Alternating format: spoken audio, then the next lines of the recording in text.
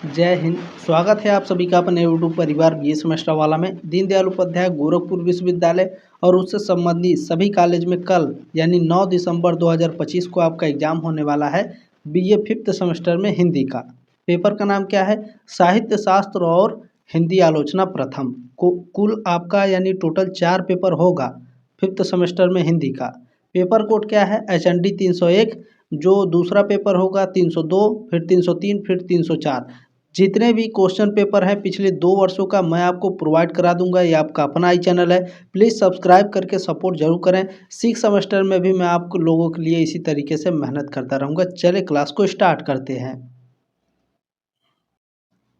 चलिए, इसमें बाकी सभी चीज़ें मैंने आपको बता रखी हैं। कुछ चीज़ें और भी आप लोगों को जानना अनिवार्य है। देखें, 2024-25 सत्र का क्वेश्चन पेपर सबसे पहले हम लोग देखेंगे, फिर 2023-24 सत्र वाला क्वेश्चन पेपर हम लोग देखेंगे। पहले हम लोग इसको कवर करते हैं, ठीक है।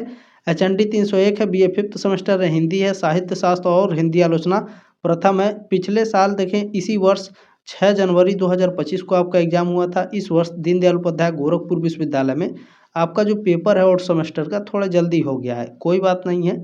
चले, आप सभी से रिक्वेस्ट है, प्लीज़ ज़्यादा से ज़्यादा क्लास को आप सभी से रिक्वेस्ट है लाइक ज़रूर कर दीजिएगा। अगर जितना ज़्यादा लाइक रहता है क्लास पर, यूट्यूब भी क्लास को रिकमेंड करता है, तो प्लीज़ लाइक ज़रूर कीजिएगा, ठीक है। ये आपका अपना ही चैनल है, सब्सक्राइब कर लीजिएगा। देखें, मैं आपको 6 सेमेस्टर में भी हिंदी के जितने भी क्वेश्चन पेपर होंगे मैं आपको प्रोवाइड कराऊंगा पिछले 2-2 वर्षों का। ये आपका अपना ही चैनल है, प्लीज़ सब्सक्राइब करके सपोर्ट जरूर करें, ठीक है।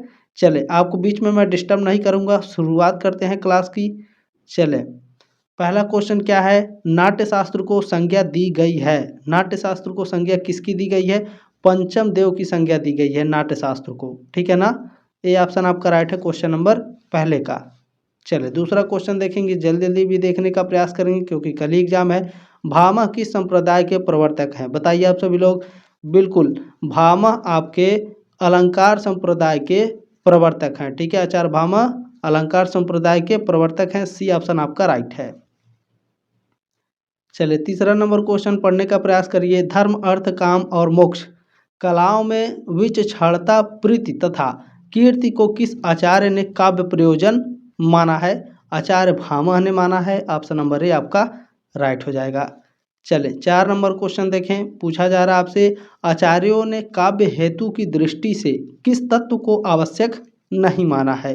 तो इन्होंने इस कृपा को आवश्यक तत्व नहीं माना है, यानी ईश्वर कृपा को आचार्यों ने काव्य हेतु की दृष्टि से आवश्यक तत्व नहीं माना है, ठीक है।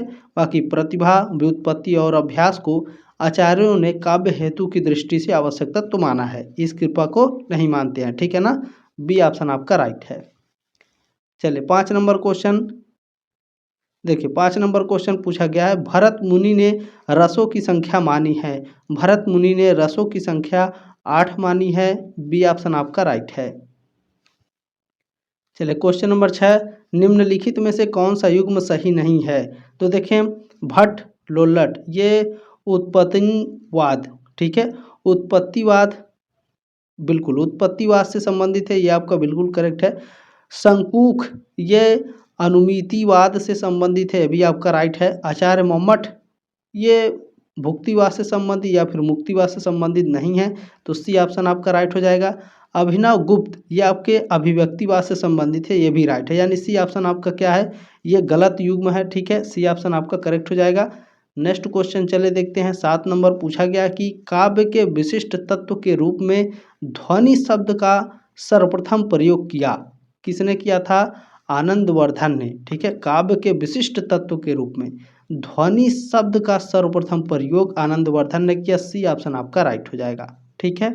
चले, 8 नंबर क्वेश्चन पूछा गया कि देखिए, औदात्य सिद्धांत के प्रतिष्ठापक माने जाते हैं। औदात्य सिद्धांत के प्रतिष्ठापक कौन माने जाते हैं? लंजाइनस माने जाते हैं। सी ऑप्शन आपका राइट है क्वेश्चन नंबर 8 का। क्लियर हो गया ना। चलें, 9 नंबर क्वेश्चन देखें, मोस्ट इंपॉर्टेंट है। पूछ क्या रहा है? देखिए, दिया गया है कि औजा तर हाँ ठीक है, औजा तरियौना ही रहियो श्रुत सेवक इक रंग में अलंकार है। इसमें कौन सा अलंकार है? श्लेष अलंकार है बाबू, ठीक है ना। फर्स्ट ऑप्शन आपका राइट हो जाएगा। चले, 10 नंबर क्वेश्चन देखिए, पूछा गया कि विषय द्वारा की गई क्रियाएं और वह स्थान जो रस निष्पत्ति में सहायक होते हैं उन्हें कहते हैं, उन्हें उद्दीपन विभाव कहा जाता है। डी ऑप्शन आपका राइट है क्वेश्चन नंबर 10 का। चलिए 11 नंबर क्वेश्चन देखें, इसमें पैराग्राफ दिया गया है, ध्यान से देखिएगा। कीरति भनित भूति भली सोई, सुरसरि सम सब कह हित होई। उपर्युक्त पंक्तियों में तुलसीदास ने किस काव्य प्रयोजन की महत्व दिया गया है? देखें यहाँ पर किस काव्य प्रयोजन को महत्व दिया गया है। टाइपिंग में गलती हो गई है, ठीक है ना। तो देखें इसमें इन्होंने लोकमंगल, ठीक है, लोकमंगल काव्य प्रयोजन को महत्व दिया है। सी ऑप्शन राइट है क्वेश्चन नंबर 11 का। क्लियर हो गया ना। चलिए 12 नंबर क्वेश्चन ध्यान से देखने का प्रयास करेंगे। देखिए यहाँ दिया गया है, ये एक कथन है, काव्य शोभाकरान धर्मान अलंकारन प्रच्छते। कथन है, ये किसका कथन है, किसका स्टेटमेंट है? तो ये आचार्य दंडी का, ठीक है, आचार्य दंडी का ये स्टेटमेंट है। डी ऑप्शन आपका राइट हो जाएगा क्वेश्चन नंबर 12 का। क्लियर हो गया। चलिए 13 नंबर क्वेश्चन ध्यान से देखने का प्रयास करेंगे। देखें, तद दोषो शब्दार्थो सगुणाव नलकृति पुनः क्वापि किसकी उक्ति है? ये आचार्य मम्मट की उक्ति है। सी ऑप्शन आपका राइट है क्वेश्चन नंबर 13 का। चलिए 14 नंबर क्वेश्चन देखेंगे। अच्छा इसे थोड़ा बड़ा कर लेते हैं, ठीक है। चले देखिए, भट्टनायक का भुक्तिवाद किस दर्शन पर आधारित है? यह सांख्य दर्शन पर आधारित है, ठीक है। भट्टनायक का जो भुक्तिवाद है या फिर मुक्तिवाद है, ये किस दर्शन पर आधारित है? ये सांख्य दर्शन पर, ठीक है। डी ऑप्शन आपका राइट है क्वेश्चन नंबर 14 का। चले नेक्स्ट क्वेश्चन 15 नंबर देखें, पूछा गया है कि सहृदय की अवधारणा किससे संबंधित है? सहृदय की जो अवधारणा है ये रस संप्रदाय से संबंधित है। सी ऑप्शन आपका राइट है। चलिए 16 नंबर क्वेश्चन पूछा गया है आपसे कि रस सिद्धांत रचना है। रस सिद्धांत किसकी रचना है? नगेंद्र की रचना है रस सिद्धांत, ठीक है ना। क्लियर हो गया। डी ऑप्शन आपका राइट है क्वेश्चन नंबर 16 का। चलिए 17 नंबर क्वेश्चन है कि साधारणीकरण के प्रवर्तक आचार्य हैं, कौन है? भट्टनायक हैं। ए ऑप्शन आपका राइट है क्वेश्चन नंबर 17 का। 18 नंबर क्वेश्चन देखें, प्रतिभा अपूर्व वस्तु निर्माण क्षण प्रज्ञा, यह कथन है, किसका कथन है? अभिनव गुप्त का कथन है। बी ऑप्शन आपका राइट है क्वेश्चन नंबर 18 का। चलिए नेक्स्ट क्वेश्चन देखिएगा 19 नंबर क्वेश्चन देखें, किस आचार्य ने अलंकार रहित काव्य को उषड़ा रहित अग्नि की भांति व्यर्थ माना है? किसने माना है? जयदेव ने माना है। सी ऑप्शन आपका राइट है क्वेश्चन नंबर 19 का। 20 नंबर क्वेश्चन देखें, इसे बड़ा कर लेते हैं, एक सेकंड। चलें देखें, रीति के अर्थ में मार्ग शब्द का प्रयोग किसने किया था? रीति के अर्थ में जो मार्ग शब्द का प्रयोग है यह भामह और दंडी, ठीक है, आचार्य भामह और आचार्य दंडी ने किया था, ठीक है। क्लियर हो गया। ये ऑप्शन आपका राइट है क्वेश्चन नंबर 20 का। आगे बढ़ें। चलिए नेक्स्ट क्वेश्चन, द रिपब्लिक नामक ग्रंथ के लेखक हैं। द रिपब्लिक नामक ग्रंथ के लेखक प्लेटो हैं। ये ऑप्शन आपका राइट है, आपने पॉलिटिकल साइंस में भी पढ़ा होगा, ठीक है। चलें 22 नंबर क्वेश्चन क्या है? देखिए, कवि या कलाकार तो नकल की नकल करता है, यह विचार किस पाश्चात्य समीक्षक का है? तो यह आचार्य प्लेटो का है। बी ऑप्शन आपका राइट है, ठीक है, प्लेटो का है, सॉरी 22 का बी ऑप्शन आपका राइट है। चलिए 23 नंबर क्वेश्चन क्या है? देखिए, पूछा गया है कि अरस्तु के अनुसार अनुकरण का अर्थ है। अरस्तु के अनुसार अनुकरण का अर्थ होता है कला प्रकृति ही अनुकृति है, ठीक है ना। बी ऑप्शन आपका राइट है क्वेश्चन नंबर 23 का। चलिए 24 नंबर क्वेश्चन क्या पूछा गया है? देखें, ये ठीक से दिख नहीं रहा, इसे और थोड़ा बड़ा करते हैं, ठीक है। औदात्य है या अवात्य है? चले क्या लिखा हुआ है आप लोग भी देख लेंगे थोड़ा सा, ठीक है ना। औदात्य आत्मा की महानता का प्रतिबिंब है, यह कथन है। औदात्य है ना, ठीक है। देखें ये जो स्टेटमेंट है ये लंजाइनस का है, ठीक है। डी ऑप्शन आपका राइट है क्वेश्चन नंबर 24 का। लंजाइनस ने क्या कहा था? औदात्य आत्मा की महानता का प्रतिबिंब होता है, ठीक है ना। चले 25 नंबर क्वेश्चन देखिए, पूछा गया है कि काव्य प्रबल भावों का सहज उच्छलन है, यह कथन किस पाश्चात्य आलोचक का है? तो ये जो स्टेटमेंट है ये विलियम वर्ड्सवर्थ का है। डी ऑप्शन आपका राइट है क्वेश्चन नंबर 25 का। 26 नंबर क्वेश्चन देखें, पूछा गया है आपका, चले 26 नंबर क्वेश्चन है, शास्त्रवाद की विशेषता है। शास्त्रवाद की विशेषता क्या है? देखिए, शास्त्रवाद में भव्य विचार एवं मानव चिरंतन समस्याओं का प्रस्तुतिकरण होता है, ठीक है, वस्तुनिष्ठ तथ्य पर बल होता है और उदात्त भाषा शैली का भी प्रयोग होता है। डी ऑप्शन आपका राइट है क्वेश्चन नंबर 26 का। चलिए 27 नंबर क्वेश्चन क्या है देखें, आर्ट्स पोइटिका नामक ग्रंथ है। आर्ट्स पोइटिका नामक ग्रंथ किसका है? होरेस महोदय का है, ठीक है, ये ऑप्शन आपका राइट है क्वेश्चन नंबर 27 का। चलिए 28 नंबर क्वेश्चन क्या है, यथार्थवाद की प्रमुख विशेषता है। यथार्थवाद की प्रमुख विशेषता क्या होती है? रोमांस का बहिष्कार और यथातथ्यता, ठीक है ना। सी ऑप्शन आपका राइट है क्वेश्चन नंबर 28 का। चलिए 29 नंबर क्वेश्चन क्या पूछा जा रहा है, नई समीक्षा की प्रमुख विशेषता है। नई समीक्षा की प्रमुख विशेषता क्या होती है? कृतिकार से अधिक कृति को महत्व देना, कविता या कलाकृति की अखंडता, ठीक है ना, अखंडत, शुद्ध कविता की वकालत, ये तीनों हैं, ठीक है ना। नई समीक्षा की ये तीनों विशेषताएं हैं। डी ऑप्शन आपका राइट है क्वेश्चन नंबर 29 का। चलिए 30 नंबर क्वेश्चन क्या पूछा जा रहा है, मिमेसिस का हिंदी अनुवाद है। मिमेसिस का हिंदी अनुवाद क्या है? अनुकृति अथवा अनुकरण, ठीक है, ये ऑप्शन आपका राइट है क्वेश्चन नंबर 30 का। चलिए क्वेश्चन नंबर 31 है, 31 नंबर देखिए, स्वच्छंदतावाद की विशेषता है। स्वच्छंदतावाद की विशेषता होती है व्यक्तिवाद और आत्मनिष्ठता, ठीक है, कल्पना विलास, भावातिरेक अथवा भाव प्रवणता, ठीक है ना, इनमें से सभी। डी ऑप्शन आपका राइट है क्वेश्चन नंबर 31 का। चलिए 32 नंबर क्वेश्चन क्या पूछा जा रहा है, देखिए, शास्त्रवाद की विशेषता नहीं है। शास्त्रवाद की विशेषता क्या नहीं है? तो देखिए, शास्त्रवाद में अनुकरण है, वस्तुनिष्ठता भी है और सार्वभौमिकता, ये तीनों शास्त्रवाद की विशेषताएं हैं। क्या नहीं है? भावों की स्वतः स्फूर्त अभिव्यक्ति, ये शास्त्रवाद की विशेषता नहीं है। डी ऑप्शन आपका राइट है क्वेश्चन नंबर 32 का। चलिए नेक्स्ट क्वेश्चन पूछा गया है कि एक स्पष्ट प्रवृत्ति के रूप में शास्त्रवाद की शुरुआत का श्रेय किसे दिया जाता है? देखिए, शास्त्रवाद की शुरुआत का जो श्रेय है वो होरेस को दिया जाता है। ये ऑप्शन आपका राइट है क्वेश्चन नंबर 33 का। शास्त्रवाद की शुरुआत का श्रेय किसे दिया जाता है? होरेस को, ठीक है। चले नेक्स्ट क्वेश्चन क्या है, 34 नंबर, ध्यान से देखिए पूछा जा रहा है कि सामाजिक यथार्थवाद किससे संबंधित है? सामाजिक यथार्थवाद गोरकी से संबंधित है। 34 का ऑप्शन नंबर ए राइट है आपका। 35 नंबर क्वेश्चन देखिए, मोस्ट इंपोर्टेंट है, पेरिछुपसुप ग्रंथ में किस सिद्धांत की प्रतिष्ठा की गई है? पेरिछुपसुस ग्रंथ में किस सिद्धांत की प्रतिष्ठा की गई है? बताइए सभी लोग। बिल्कुल, औदात्य सिद्धांत की। Very very most important question है।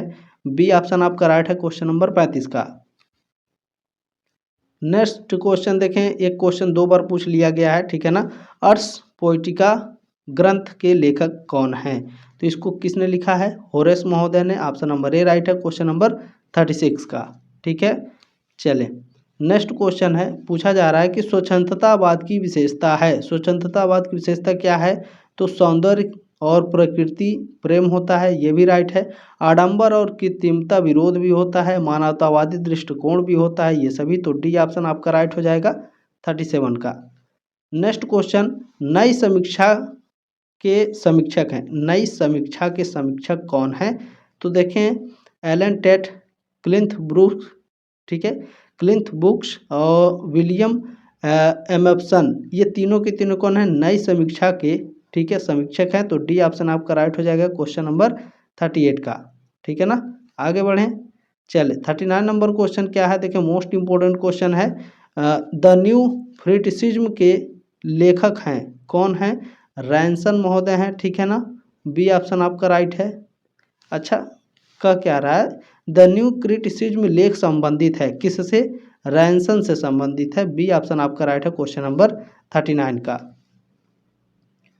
नेक्स्ट क्वेश्चन देखिए, पूछा गया है कि फ्रेंच लेखक फ्लाबेयर की रचना मादाम बावेरी निम्न में से किससे संबंधित है? मादाम बावेरी ये आपकी यथार्थवाद से संबंधित है, ठीक है ना। ये ऑप्शन आपका राइट है क्वेश्चन नंबर 40 का। आगे बढ़ें, चलें 41 नंबर क्वेश्चन देखें। पूछा गया है कि निम्न में से कौन हिंदी आलोचक की पद्धति है? हिंदी आलोचक की पद्धति है तुलनात्मक पद्धति, व्यवहारिक पद्धति और ऐतिहासिक पद्धति, ये तीनों। तो डी ऑप्शन आपका राइट है क्वेश्चन नंबर 41 यानी 41 नंबर क्वेश्चन का। देखें देव और बिहारी नामक पुस्तक, देव और बिहारी नामक पुस्तक के लेखक हैं। देखिए एक पुस्तक है बिहारी और देव और दूसरी पुस्तक है देव और बिहारी, दोनों अलग अलग पुस्तक हैं, ध्यान रखिएगा। कृष्ण बिहारी मिश्र, सी ऑप्शन आपका राइट है क्वेश्चन नंबर 42 का। चले आगे बढ़ें, नेक्स्ट क्वेश्चन है। देखिए रस मीमांसा रचना है, रस मीमांसा किसकी रचना है या फिर किस विधा की रचना है रस मीमांसा? तो आलोचना विधा की रचना है रस मीमांसा, ठीक है ना। डी ऑप्शन आपका राइट है क्वेश्चन नंबर 43 का। चलिए नेक्स्ट क्वेश्चन मोस्ट इंपॉर्टेंट है, क्या पूछ रहा है ध्यान से देखिए। इनमें से किस आलोचक ने साधारणीकरण की व्याख्या की है? साधारणीकरण की व्याख्या किसने की है भैया बताइए? बिल्कुल डॉक्टर नगेंद्र ने साधारणीकरण की व्याख्या की है। ये ऑप्शन आपका राइट है क्वेश्चन नंबर 44 का। चलिए नेक्स्ट क्वेश्चन, रसवादी आलोचक हैं, रसवादी आलोचक कौन है भैया? सबसे प्रमुख रसवादी आलोचक डॉक्टर नागेंद्र हैं, ठीक है ना। मोस्ट इंपोर्टेंट बी ऑप्शन आपका राइट है क्वेश्चन नंबर 45 का। क्लियर हो गया। चलिए नेक्स्ट क्वेश्चन देखिए, पूछा गया है कि निम्नलिखित में से कौन मार्क्सवादी विचारधारा का आलोचक नहीं है? देखिए नामवर सिंह, शिवदान सिंह चौहान और रामविलास शर्मा, ये तीनों के तीनों मार्क्सवादी विचारधारा के आलोचक हैं, ठीक है। कौन नहीं है? तो विजय देव नारायण शाही ये मार्क्सवादी विचारधारा के आलोचक नहीं है, ठीक है। तो डी ऑप्शन आपका राइट है क्वेश्चन नंबर 46 का। क्लियर हो गया। आगे बढ़ें, चलें मोस्ट इम्पोर्टेंट है। देखें त्रिवेणी में किन तीन महान कवियों की समीक्षा प्रस्तुत की गई है? त्रिवेणी को लिखा किसने है? आचार्य रामचंद्र शुक्ल ने। उन्होंने लिखा है किन तीन कवियों की इसमें समीक्षा प्रस्तुत की गई है? मलिक मोहम्मद जायसी, सूरदास जी की और गोस्वामी तुलसीदास जी की, ठीक है ना। बी ऑप्शन आपका राइट है क्वेश्चन नंबर 47 का। चलिए नेक्स्ट क्वेश्चन है, पंडित रामचंद्र शुक्ल ने स्वच्छंदता वाद का प्रवर्तन माना है, किसे माना है? पंडित श्रीधर पाठक को माना है। ए ऑप्शन आपका राइट है क्वेश्चन नंबर 48 का।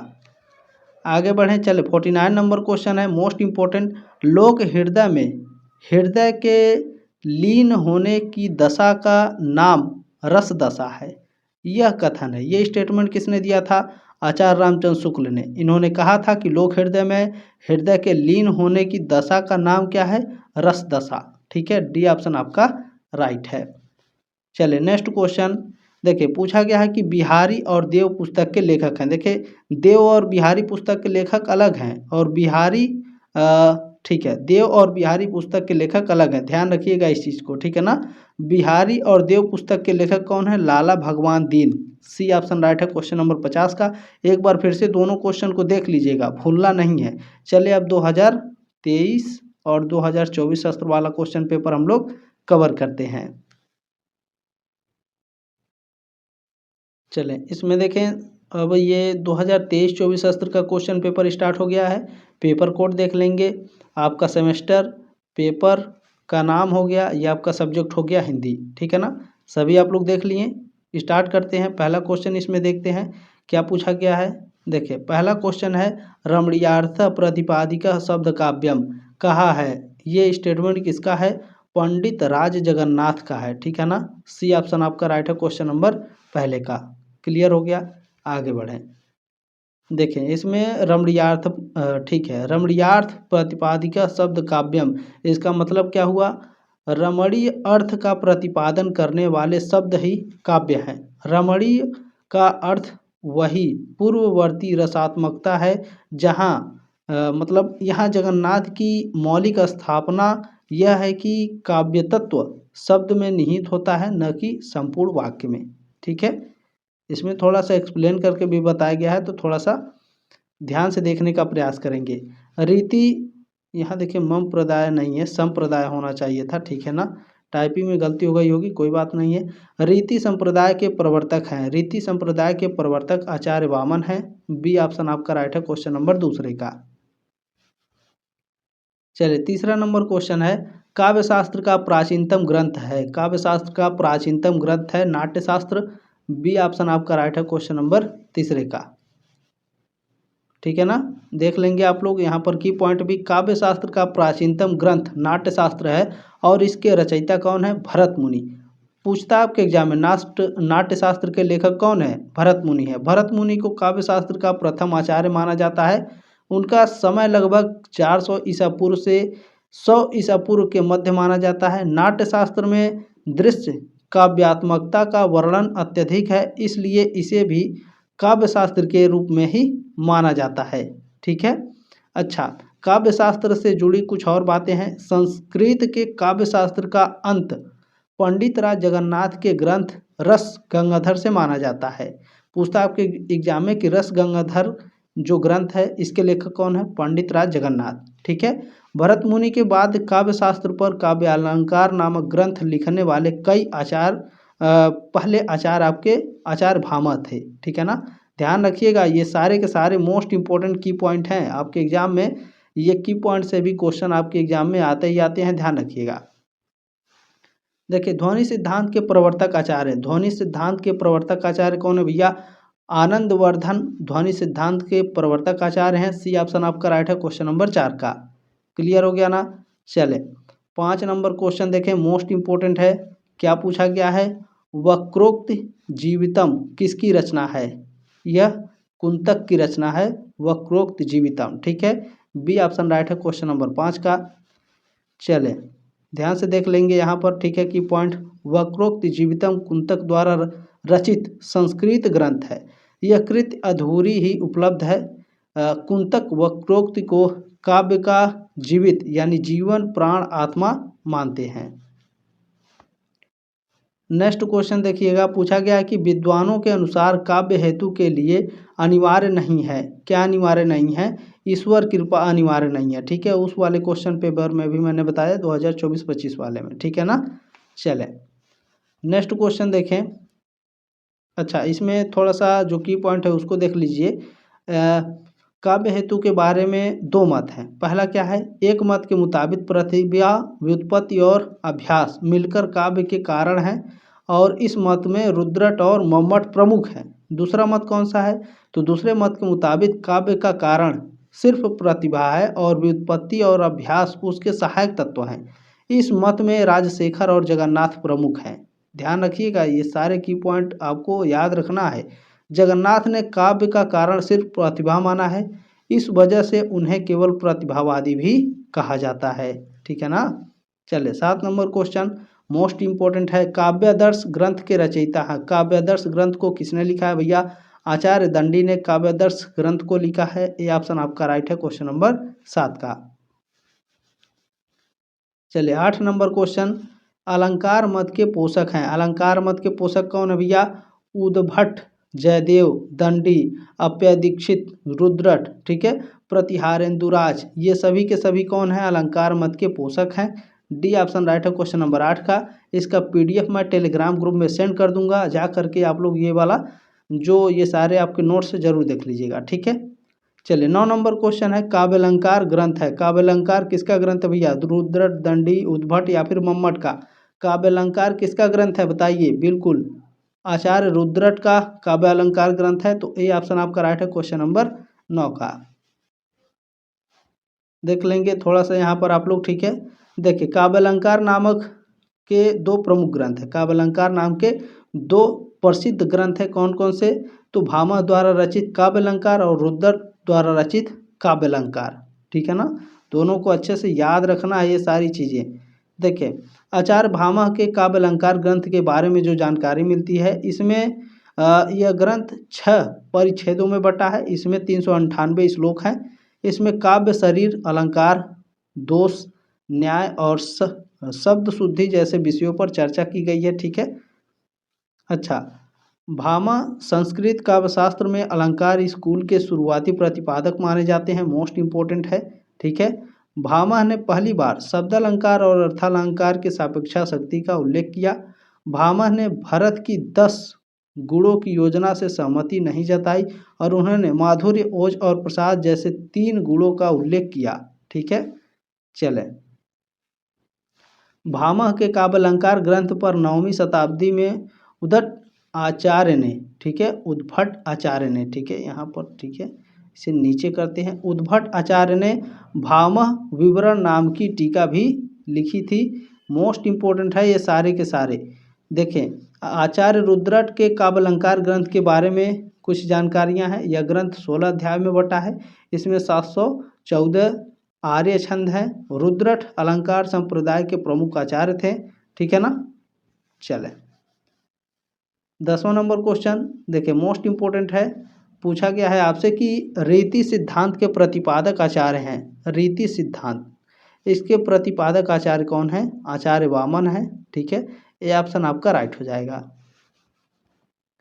चलिए 11 नंबर क्वेश्चन है कि काव्य की आत्मा माना गया है। काव्य की आत्मा रस को माना गया है। सी ऑप्शन आपका राइट है क्वेश्चन नंबर 11 का। चलिए नेक्स्ट क्वेश्चन 12 नंबर पूछा गया है, रिपब्लिक रचना है। रिपब्लिक रचना किसकी है? प्लेटो की रचना है रिपब्लिक। बी ऑप्शन आपका राइट है। चलिए 13 नंबर क्वेश्चन मोस्ट इंपॉर्टेंट है। स्वच्छंदतावाद अंग्रेजी शब्द का हिंदी रूपांतरण है। स्वच्छंदतावाद को, इसको इंग्लिश में क्या कहते हैं? तो रोमांटिसिज्म कहा जाता है। बी ऑप्शन आपका राइट है क्वेश्चन नंबर 13 का। ठीक है, चले स्वच्छंदतावाद का अंग्रेजी शब्द रोमांटिसिज्म है। स्वच्छंदतावाद कला, साहित्य और बौद्धिक क्षेत्रों से जुड़ा एक आंदोलन था। इसकी शुरुआत यूरोप में 18वीं शताब्दी के अंत में हुई थी। 1800 से 1850 के बीच यह आंदोलन अपने चरम पर था। चलिए नेक्स्ट क्वेश्चन देखिए, पूछा गया है आपसे कि पोएटिक्स क्या कर रहा है? पोएटिक्स, ठीक है ना।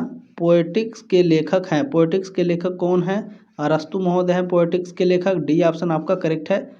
ठीक है, चलिए 15 नंबर क्वेश्चन पूछा गया है आपसे कि यथार्थवाद का संबंध है। यथार्थवाद का संबंध किसके साथ है? जीवन जगत की वास्तविकता से यथार्थवाद का संबंध है। ठीक है, आगे बढ़ें। बी ऑप्शन राइट है क्वेश्चन नंबर 15 का। चलिए 16 नंबर क्वेश्चन पूछा गया आपसे कि शास्त्रवाद के आलोचकों में सर्वप्रथम है। शास्त्रवाद के आलोचकों में सर्वप्रथम है क्रोचे महोदय। ठीक है ना। डी ऑप्शन आपका राइट है क्वेश्चन नंबर 16 का।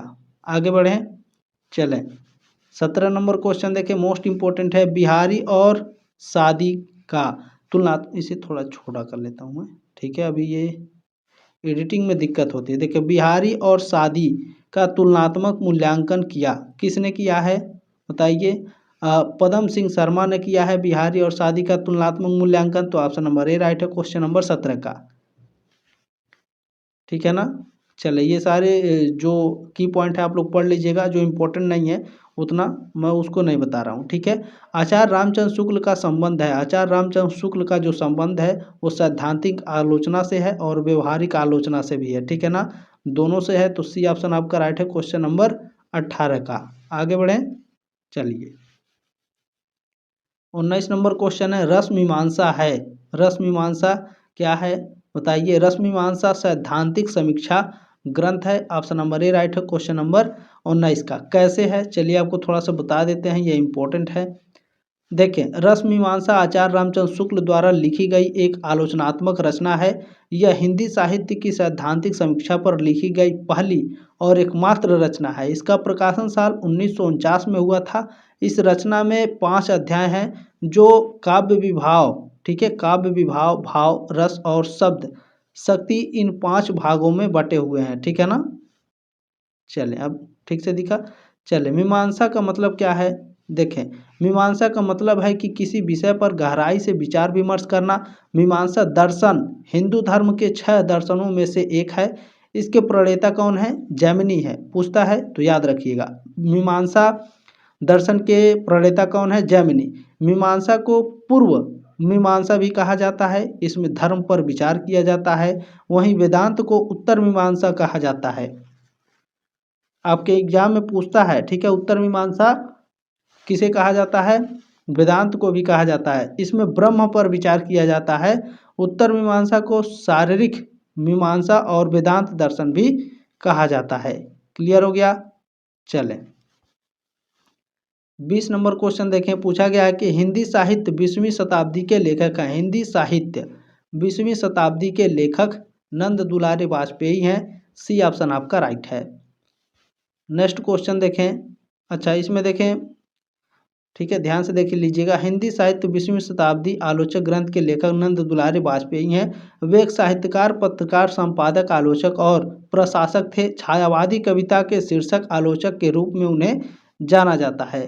ठीक है, देखिए नंद दुलारे वाजपेयी की कुछ प्रमुख आलोचना वाली जो पुस्तकें जिसमें उन्होंने आलोचना की है पुस्तकों को, हिंदी साहित्य 20वीं शताब्दी, ये तो एक क्लियर होगा।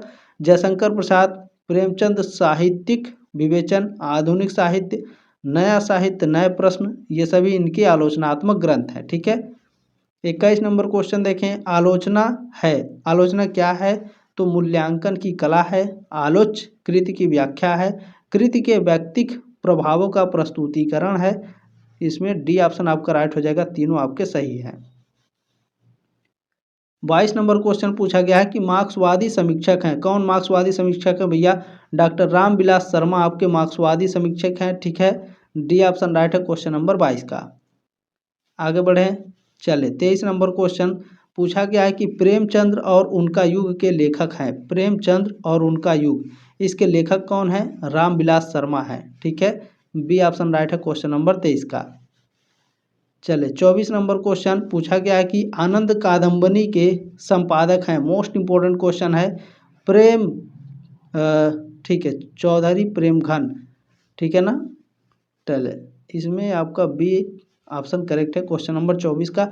आनंद कादम्बनी के संपादक कौन है? बद्री नारायण चौधरी प्रेमघन इनका पूरा नाम है। बी ऑप्शन आपका राइट है।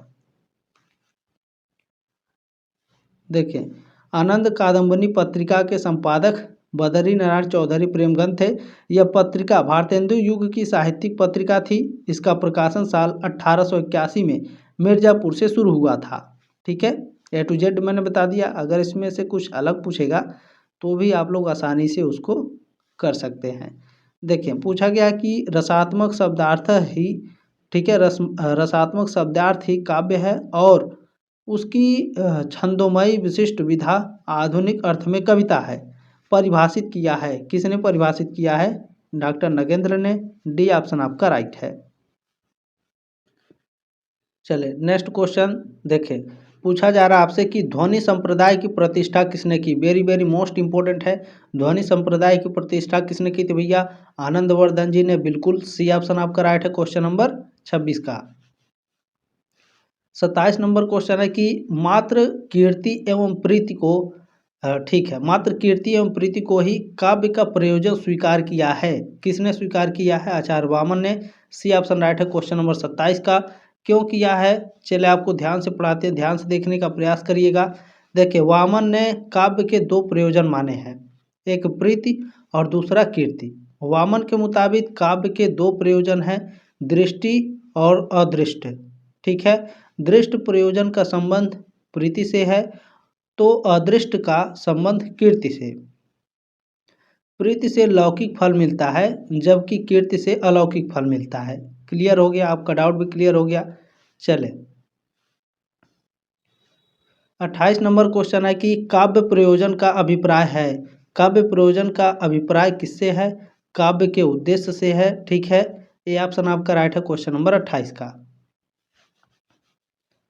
चले मोस्ट इंपोर्टेंट है। वाक्य रसात्मकम काव्यम, वाक्य रसात्मकम काव्यम किसका कथन है? ये स्टेटमेंट है आचार्य विश्वनाथ जी का। ठीक है, सी ऑप्शन राइट है क्वेश्चन नंबर 29 का। मोस्ट इंपोर्टेंट ध्यान से देखिए। शक्ति, निपुणता और अभ्यास, इन तीनों को सम्मिलित रूप काव्य का हेतु माना है। किसने माना है?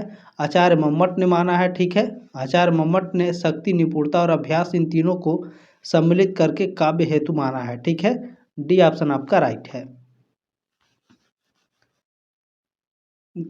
अच्छा यहाँ पर 31 नंबर क्वेश्चन है कि रमणीयार्थ प्रतिपादिका शब्द काव्यम, काव्य की परिभाषा किसने दी? जगन्नाथ जी ने दी है, ठीक है। सी ऑप्शन राइट है क्वेश्चन नंबर 31 का,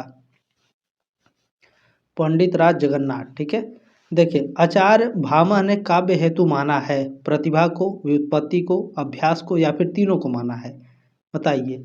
तो आचार्य भामह ने प्रतिभा को काव्य हेतु माना है, ऑप्शन नंबर ए राइट है क्वेश्चन नंबर 32 का। चलिए नेक्स्ट क्वेश्चन ध्यान से देखिए, पूछा गया कि आचार्य ठीक है, संस्कृत आचार्यों ने किसके कर्म को काव्य कहा है। जो संस्कृत आचार्य हैं ये किसके कर्म को,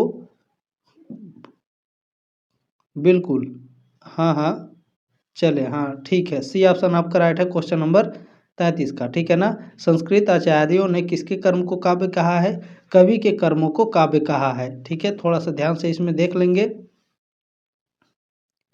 ये उतना ज़्यादा इंपॉर्टेंट नहीं है, ठीक है, मैं सेंड कर दूंगा, उसको देख लीजिएगा। चलिए 34 नंबर क्वेश्चन क्या है, अनुकरण को नया अर्थ प्रदान कर किसने कला का स्वतंत्र अस्तित्व स्थापित किया। किसने स्थापित किया है, अरस्तु महोदय ने, बी ऑप्शन राइट है क्वेश्चन नंबर 34 का। 35 नंबर क्वेश्चन क्या पूछा जा रहा है, ध्यान से देखिएगा, पेरी इप्सुस की रचना के मूल में लंजाइनस का उद्देश्य है, क्या उद्देश्य है भैया, तो भाषण कला का शास्त्रीय विवेचन, ये ऑप्शन आपका राइट है क्वेश्चन नंबर 35 का। मोस्ट इंपॉर्टेंट है सारे क्वेश्चन। देखें, पूछा जा रहा है कि सही क्रम है, सही क्रम किसका है, तो मैं बता दे रहा हूँ, प्लेटो, अरस्तु, होरेस, उसके बाद लंजाइनस, सी ऑप्शन आपका राइट है क्वेश्चन नंबर 36 का, ठीक है। चले क्वेश्चन नंबर 37 क्या है, कवि का महत्व मोची से भी कम बताने वाला चिंतक है, कौन भैया, प्लेटो महोदय हैं, ये ऑप्शन आपका राइट है क्वेश्चन नंबर 37 का। चले 38 नंबर क्वेश्चन क्या है, प्लेटो की कृति है, प्लेटो की रचना कौन सी है, बताइए आप सभी लोग। बिल्कुल, इयोन इनकी रचना है, रिपब्लिक भी इनकी रचना है, और सिंपोजियम भी इन्हीं की रचना है, तीनों, तो डी ऑप्शन आपका राइट हो जाएगा। चलें 39 नंबर क्वेश्चन देखिए, पूछा गया है कि शास्त्रवादी साहित्यकार हैं, शास्त्रवादी साहित्यकार कौन है, तो देखिए अरस्तु और होरेस, ये दोनों कौन है, शास्त्रवादी साहित्यकार है, मोस्ट इंपोर्टेंट है, ये ऑप्शन राइट है क्वेश्चन नंबर 39 का। 40 नंबर क्वेश्चन है कि नव शास्त्रवादी मानते थे कि उनके बनाए नियम शाश्वत हैं, सर्वकालिक हैं और सर्वदेशिक भी हैं, ठीक है ना। तो इनमें से सभी आपके राइट हैं, डी ऑप्शन आपका करेक्ट है। चलिए 41 नंबर क्वेश्चन है, नव शास्त्रवाद का सिद्धांत कलाकृति में प्रमुखता देता है, किसको देता है, तो कल्पना को भी देता है, भाव को भी, और बुद्ध तत्व को भी, ठीक है ना। डी ऑप्शन आपका राइट है, उपरोक्त तीनों को। इसे थोड़ा ध्यान से पढ़ेंगे। देखिए, बाहर से बुद्धि द्वारा थोपे हुए अनुशासन की तुलना में मनुष्य अपनी अंतरात्मा से प्रेरित होकर अधिक नैतिक हो सकता है। रूसो की यह मान्यता किन काव्य मूल्यों के विकास में सहायक सिद्ध हुई, रोमांटिक काव्य मूल्यों के विकास में सहायक सिद्ध हुई थी, सी ऑप्शन राइट है क्वेश्चन नंबर 42 का, ठीक है। देखिए यहाँ पर गलती हो गई है, 42 का, बिल्कुल 42 का, ऑप्शन नंबर सी राइट है, ठीक है ना। चले बिल्कुल क्लियर हो गया, एक सेकंड, हाँ चले